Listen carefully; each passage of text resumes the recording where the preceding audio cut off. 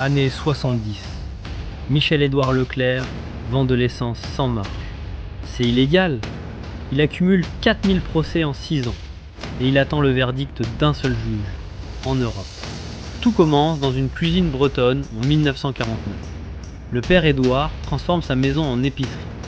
Il invente une faille juridique, une simple facture imprimée, et il vend 30% moins cher que tout le monde. On essaie de le détruire, il résiste, et son fils Michel naît littéralement au milieu des cartons. Dans les années 70, Michel-Édouard veut exister, pas comme le fils d'Édouard, comme un combattant. Il monte une société d'importation parallèle. Il vend de l'essence à prix coûteux. C'est illégal. 4000 procès en 6 ans.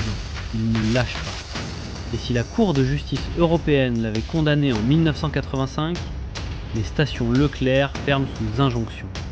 Michel-Édouard est condamné. Le monopole de l'essence reste intact. Il perd toute légitimité pour attaquer la suite. La parapharmacie, les livres, les monopoles suivants. Leclerc reste un supermarché breton parmi d'autres. Carrefour prend définitivement la première place. Et les prix à la pompe, contrôlés par l'État et les majors pétroliers, peut-être encore aujourd'hui. Dans la réalité, la Cour européenne lui a donné raison. Un seul verdict, après 4000 procès perdus.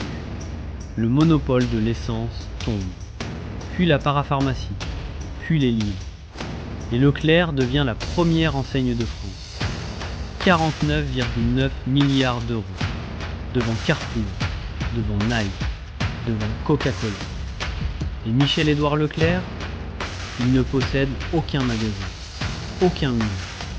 Il a même vendu son nom en 2003. Il paie 270 000 euros d'impôts par an. Et il recommencerait tout pareil. Abonne-toi. Chaque semaine, une décision qui aurait tout changé.